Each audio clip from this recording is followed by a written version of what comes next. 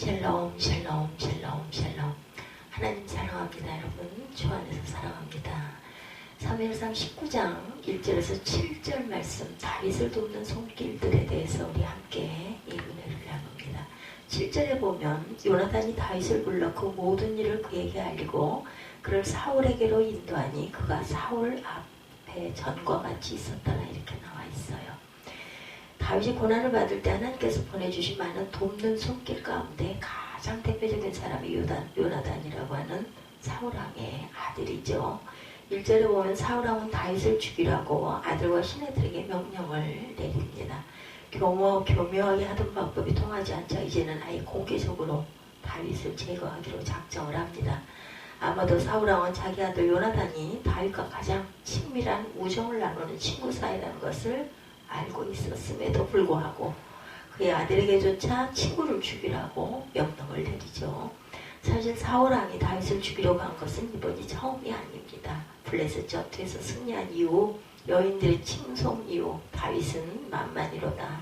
사울왕은 천천히 이 노래가 만들어져서 불려지는 그 이후로 늘 끊임없는 견제를 했어요.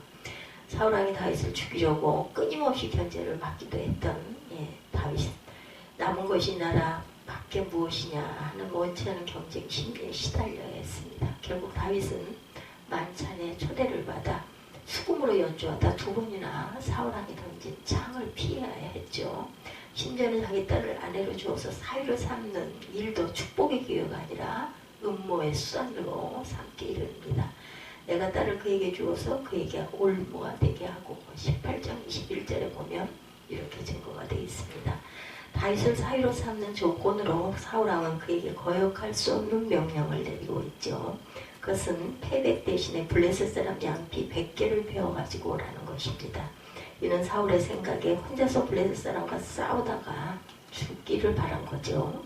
그런데 놀랍게도 다윗은 단신으로 시종 하나만 데리고 가서 양피 200개를 베어가지고 왕에게 전달하고 왕의 사위가 되게 이르르죠. 결혼식을 하고 나면 의뢰의 신부가 처음으로 시댁 즉 부모와 어르신들을 모시고 절을 올리는 패백이라는 것이 있습니다. 흔히 대추나 말린 꽁고기를 드리면서 첫 인사를 드리는 예식인데 우리나라에서는 닭을 대신하는 경우가 많죠. 사무엘상 28장 25절에 나오는 패백이라는 전통이 수천 년 이상 내려온 혼례식으로 보여져서 참으로 놀랍습니다. 많이 닮았어요. 이스라엘과 저희는. 하지만 엄밀한 의미에서 보면 이 패백은 신랑이 신부의 몸값으로 신부의 아버지께 드리는 선물을 의미합니다. 사울왕은 그 선물 대신에 블레셋 사람 양피 100개를 요구한 거죠. 자신의 딸을 믿기로 해서라도 다윗을 제거하려고 하는 사울의 모습을 우리는 봅니다. 자신의 정치적인 목적을 달성하기 위해서라면 수단과 방법을 가리지 않는 사울, 철저하게 하나님의 영이 떠난 사울의 모습을 우리는 봅니다. 그러나 하나님께서는 언제나 다윗과 함께 하시죠. 사울의 창에도 블레셋과의 전투에서도 지켜주십니다. 딸집에 자객을 보내 사위 다윗을 죽이려고도 했지만 딸 미갈의 지혜로 실패하고 말죠. 자객을 보낸 것이 실패하자 사울왕은 딸 미갈에게 원망을 퍼붓죠. 19장 17절에 보면 너는 어찌하여 이처럼 나를 속여 내 대적을 놓아 피하게 하였느냐. 이제 다윗은 대적으로 불리우고 있어요. 다윗이 도피하여 라마로 가서 사무엘 선지자에게 지금까지 상황을 그대로 고합니다. 사무엘은 다윗을 라마 나요스로 데려다 거기서 거하게 하며 안전을 도모하도록 하죠. 근데 이 소식을 들은 사울이 라마 나요스에까지 자객을 보내어 다윗을 죽이려고 합니다. 그러나 세 차례의 자객을 모두 그곳에만 가면 선지자 무리가 예언하는 것과 같이 예언을 하게 되어 목적 달성에 실패하자 급기야는 자신이 그곳을 찾아갑니다. 그렇지만 사울왕도 라마 나요스에 도착하자마자 하나님의 신이 강하게 임하여 예언을 하고 길을 가게 되고 사무엘 선지자 앞에서는 옷을 모두 벗어 종일토록 누워있는 참으로 놀라운 일이 벌어지게 되죠. 왕으로서의 체면과 다윗을 죽이려는 살기는 온데간데 없고 오직 예언에 몰두하게 되자 훗날 사람들은 이를 두고 사울도 선지자 중에 있느냐 하고 조롱하는 속담이 생기기도 하죠. 요나단이 아버지로부터 공개적인 명령을 두고 마음에 큰 고민을 하게 됩니다. 다윗과 맺은 우정은 보통 친구들과 가질 수 있는 그러한 수준의 것이 아니었기에 요나단의 고통은 말할 수 없이 커요. 성경은 요나단이 다윗을 심히 기뻐했다 이렇게 표현하고 있습니다. 그들은 서로가 서로를 기뻐하는 참으로 깊은 신뢰와 친밀감을 나누는 관계였죠. 결국 고민하던 요나단은 아버지 사울왕을 찾아갑니다. 4절과 5절에 보면 요나단은 왕을 향한 아버지를 향한 직고가 잘 나타나 있죠. 직고란 문자 그대로 있는 대로 고한다 라는 뜻이죠. 로마서 14장 12절에 보면 이러므로 우리 각인이 하나님께 직고하리라 라는 말씀을 보게 되는데 여기에 사용된 말이 바로 직고입니다. 공동번역은 이를 하나님께서 사실대로 아뢰게 될 것이다 이렇게 번역해 놓았어요. 요나단이 왕에게 직고하면서 사용한 단어 중에 2번이나 반복한 그 단어가 있는데 다름 아닌 범죄라는 표현입니다. 감히 요나단은 왕에게 지금 다윗을 죽이려 하는 당신의 계획은 하나님 앞에 범죄하는 행위고 이는 결코 하나님께서 기뻐하실 만한 일이 아님을 직고하고 있다는 거예요.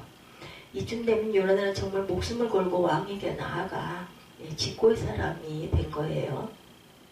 친구를 위해 목숨을 버리면 이보다 더 큰 사랑이 없다고 하는 성경의 말씀은 바로 이 요나단을 두고 하신 말씀처럼 여겨집니다. 요나단은 다윗을 위해 목숨을 걸죠. 지금 직고를 하다 막 미움을 받으면 죽임을 당할 수도 있을 텐데 뭐 아들이라고 안 죽이겠어요? 우리가 어떤 말을 할 때 반드시 책임 있는 행동이 뒤따라야 됩니다. 입만 살아가지고 이야기를 하다가 책임이 추궁되면 꼬리를 내리는 그러한 사람이 되어서는 안 되죠. 그런 사람의 말은 아무도 믿지를 않죠. 이제 우리는 좀 더 근본적인 질문으로 돌아가길 원합니다. 다윗이 고난을 받고 죽음의 위험에 직면하게 된 이유가 무엇일까? 하나님께서 기뻐하시는 다윗인데 왜 자꾸만 어려움이 찾아오는 것일까요? 그리고 사울은 왜 끊임없이 다윗의 귀에만 있으면 다윗을 죽이려고 하는 것일까? 다윗이 고난을 받고 죽음의 위험에 놓이게 된 이유 중 가장 큰 이유는 그가 하나님 앞에 의롭고 바른 일을 늘 행하기 때문입니다. 다윗이 간사하게 행동하고 기회주의자처럼 행동했다면 이런 어려움을 받지 않았을 수도 있었겠죠. 여인들을 자기를 향해 만만이라고 천천히라고 말할 때 화를 내면서 주책 없이 그따위 소리를 하느냐고 화를 냈다면 왕의 서운함이 조금 덜했을지도 모르는데 다윗은 항상 정정당당하게 행동을 합니다. 다윗의 행동의 가장 중요한 기준은 항상 하나님 앞에서라고 하는 것인 줄 믿습니다. 사람이 나를 위하고 판단할까를 염려하기 전에 하나님께서 나를 어떻게 여기실까? 그에게는 그것이 가장 중요했죠. 그런데 그 하나님 앞에서 의롭고 바른 일을 한 다윗에게 끊임없이 고난이 연속되고 있어요. 놀라운 것은 다윗이 그런 고난의 역경, 죽음의 위험을 계속 겪으면서도 자기의 정당성을 주장하기 위해서 인간적인 방법을 전혀 동원하지 않고 있다는 것이 놀라운 일이죠. 일단 살고 봐야 되겠다는 생각이 여러 가지 인간적인 방법이 동원될 수도 있을 터인데 다윗은 절대로 인간적인 방법은 동원하지 않습니다. 요나단이 사울왕을 찾아가서 고면하죠. 그것은 잘못 생각한 것이다. 그렇게 명령을 내리는 것은 부당하다. 그것은 하나님 앞에 범죄하는 것이다. 그 범죄로 하는 히브리 어휘의 뜻은 표적을 놓치는 것이라 길을 잃어버리는 것이라는 뜻이죠. 지금 왕이 이렇게 명령하고 이렇게 판단하는 것은 정도에서 벗어나는 것입니다. 라는 뜻을 가지고 있습니다. 잘못된 길을 왕이 가고 있다는 거죠. 순간적으로 왕의 창이 날아오거나 경호원의 칼이 나와야 되는 것인데 놀랍게도 6절에 보면 사울왕이 요나단의 말을 듣고 반응합니다. 여호와께서 사시거니와 그가 죽임을 당치 아니하리라. 왕의 마음이 아들 요나단의 생명을 건 충고에 감명을 받은 것 같죠. 그래서 약속을 한 거예요. 다윗이 죽는 일은 없을 것이다. 했지만 이 약속은 마치 국회의원 선거 때나 대통령 선거 때 끊임없는 공약, 남발하는 공약과도 같은 것이었죠. 미국 대통령이 당선된 이거 어느 유명한 정치가에게 어떻게 하면 훌륭한 대통령으로 남을 수 있겠느냐라고 묻자 그는 그렇게 충고했다고 합니다. 정말 대통령을 잘하려면 대통령 후보 시절에 했던 공약은 잊어버리십시오. 지금 우리나라의 혼란은 그 전국을 주도하고 있는 이슈 가운데 하나가 수도 이전 문제가 있었죠. 물론 이미 용산으로 이전을 했습니다만은 노 대통령 전직 대통령이시죠. 정치가의 충고를 미리 아셨다면 이렇게 국론분열 상태로 가지 않았을지도 모릅니다. 표 때문에 마음에도 공약을 했다가 실천하려다 보니 국민적 저항 그리고 헌법재판소의 위헌 판결까지 받고 나니 대통령의 권위는 땅이 떨어질 대로 떨어진 상황이 됩니다. 손해를 보게 된 약삭빠른 일부 땅 투기꾼들이 열받는 일이었겠죠. 지금 다윗을 죽이지 않겠다고 약속한 사울의 공약이야말로 하늘에 뜬 공약이 아닐 수 없어요. 7절에 보면 요나단이 다윗에게 전가를 넣습니다. 왕께서 너를 죽이지 않겠다고 약속했으니 이제 다시 궁으로 돌아와도 된다. 이런 전갈이었죠. 왕 앞에 다윗을 인도했지만 불안한 평화는 아주 잠깐 동안이었습니다. 이미 사울의 마음속을 지배하고 있는 것은 성령이 아니라 악령이고 사단이었죠. 자신도 감당할 수가 없는 악령이 점령을 하고 있습니다. 이제는 하나님이 기뻐하시는 일을 계속해서 할 수 있는 그런 분별력과 힘이 그에게는 없어요. 제대로 하려고 해도 머리가 잘려나간 삼손처럼 이방 신전의 기둥에 묶여 조롱받는 신사가 되어 있어요. 오늘 우리는 하나님 앞에서 하나님의 뜻이 무엇인지 무엇을 기뻐하시는지를 되돌아보아야 할 시간입니다.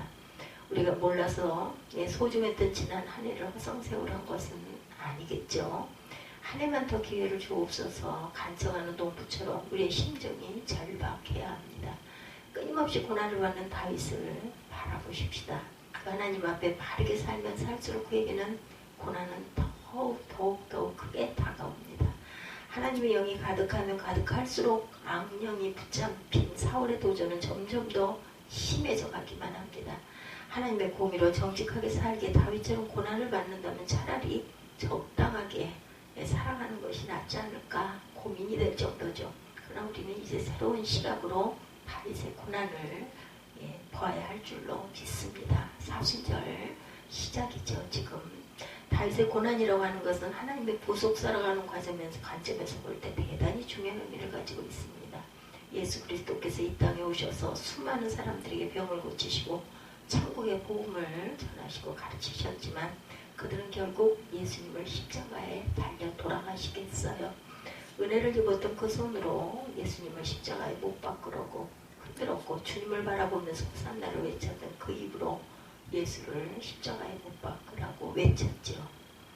나 자신도 그렇게 바뀔 수 있다고 하는 사실을 언제나 잊지 말아야 합니다. 목회자가 제일 실망할 때가 언제인가. 초신자들이 조금 어렵게 되거나 믿음이 없는 분들이 어렵게 하는 것은 이미 예상하고 있기 때문에 별일이 아닌데 어떤 그분이 예수를 믿지 않는데 술을 잔뜩 먹고 와서 밤새도록 목사를 욕하고 문을 발로 차고 다 때려 부시는 그런 일들도 많다고 하네요.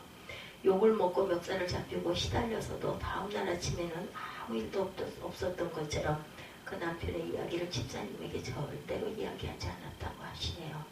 집사님은 자기 남편이 지난번에 무슨 일을 묵사하게 했는지를 몰라요. 집사님은 자기 남편이 그런 일들을 아무리 당해도 서운하지가 않습니다. 그럴만하니까. 그렇지만 제가 신뢰했던 사람, 믿을만한 사람이 위로받고 싶어 의지하고 싶었던 사람이 목사의 의중과 목사의 심령과 어긋나는 엉뚱한 말이나 행동을 할 때 마음에 상처가 되죠. 뭐가 막 무너져 내리는 것 같습니다. 믿었던 사람이 배신할 때 그렇죠. 정말 견디기 어렵죠. 그래서 참 전도가 가까운 사람, 특히나 가족, 이웃이죠. 이런 사람들 전도하는 게 참 어렵습니다. 왜냐하면 서로를 너무 잘 알기 때문에. 이 정도밖에 안 되었나 하면서 무너지는 자신을 느낄 때가 많습니다. 예수 그리스도의 은혜를 입던 사람들이 예수를 십자가에 못 박으러 외쳤던 사람이란 사실을 우리는 잊어서는 안 되겠습니다. 그런 사람들이 내가 주인공이 될 수 있다는 사실에 깨어서 늘 겸손해야 되겠죠. 예수 그리스도께서 이 땅에 오셔서 자기 자리를 보이시고 예수 그리스도의 삶 전체가 순종이셨죠. 하나님의 뜻에 순종하며 죽기까지 순종하셨고 자기의 자리를 종의 자리처럼 비워서 우리 곁으로 다가오셨습니다. 그리고 자신이 사랑한 그들의 손길에 의해서 십자가에 달리시죠. 그 주님의 십자가가 헛된 것은 아니었습니다. 주님을 십자가에 못 박은 이들조차도 주님이 부활하심으로 나의 주여 나의 하나님이십니다 라고 고백하게 된 줄로 믿습니다. 그 엄마들을 위해서 주님은 당신의 인생을, 당신의 생명을, 당신의 보혈을 우리에게 쏟아 부어 주신 줄 믿습니다. 이게 주님의 구속의 역사입니다. 이 다윗의 고난을 하나님의 구속 사역 속의 안목으로 한번 바라보죠. 사순절 기간이기도 하니 베드로전서 2장 19절에서 20절에 애매히 고난을 받아도 하나님을 생각함으로 슬픔을 참으면 이는 아름다움이라. 이를 위하여 너희가 부르심을 입었노라. 애매히 억울하게 오해를 받고 불리하게 이야기를 듣고 평가를 받을 때 단순한 사람들은 얼굴이 빨개지고 거품을 물고 열을 받아가 하지만 성경은 분명히 우리에게 주님의 이름 때문에 고난을 받으나 하나님을 생각하면서 견디고 참으면 아름다운 것이다 이렇게 말씀하고 있어요. 잊지 마십시다. 저도 다시 한번 열심히 읽고 명심하겠습니다. 애매히 고난을 받아도 하나님을 생각함으로 슬픔을 참으면 이는 아름다움이라. 이를 위하여 너희가 부르심을 입었노라. 아멘. 오히려 이것을 위해서 우리가 부름을 받았다 이렇게 증거하고 있습니다. 하나님의 구속사의 관점에서 볼 때 다윗의 고난은 얼마나 중요한지 모릅니다. 왜 그럴까요? 이제 하나님께서 무언가를 하세요. 하나님의 행동이 나오죠. 하나님의 어떤 계획, 우리가 숲속에 들어가서 헤매면 잘 모르는데 멀리 산 정상에 올라서서 아래를 내려다보면 뻔히 보이는 것처럼 이 사건들이 하나님의 구속사라고 하는 관점에서 내려다보면 보이죠. 사울 입장에서는 어쩌면 죽음이라는 것을 생각할 만큼 수없이 많은 고난과 난관이 그의 앞에 다가오지만 하나님께서 하나님의 중심에 왕권을 세우시려고 하는 그 하나님의 섭리 앞에 그것은 아무것도 아니라는 것. 하나님의 구속의 놀라운 역사가 이 다윗을 통해 지금 펼쳐져 가고 있습니다. 믿음의 눈으로 바라보시기를 축원합니다. 이 상황에서 사울이 다윗을 죽이려고 하는 것도 하나님의 계획에 도전하는 행위지만 하나님을 대적하는 일은 결단코 용서받을 수 있는 일이 아니죠. 결국 사울은 길라 전투에서 죽고 맙니다. 하나님께서 고난과 시련 가운데 다윗을 홀로 두지 아니하시고 때때로 사람을 통해서 제도를 통해서 하나님은 당신의 백성들을 당신들의 종들을 도우시는 줄로 믿습니다. 급하실 때는 하나님께서 개입하셔서 당신의 손길을 베푸시기도 하죠. 하나님께서 우리에게 도우시는 손길이 언제든지 예비하시고 다윗같이 하나님의 자녀들이 이 땅에서 주의 이름으로 의롭고 정직한 일로 인해 고난을 당하고 하나님을 돕는 자들을 통해 우리를 견디게 하시고 마침내 승리하게 하시는 줄로 믿습니다. 고난은 당하는 자들이 있습니까? 공고한 가운데 하나님의 손길이 필요한 분들이 계십니까? 이 사순절 기간에 예수 그리스도의 십자가의 고난을 생각해 보시기 바랍니다. 다윗의 그 억울한 도피를 생각해 보시기 바랍니다. 하나님께서 돕는 자들을 통해 여러분들을 이기게 하시고 일어나게 하시고 영광을 돌리게 하실 줄 믿습니다.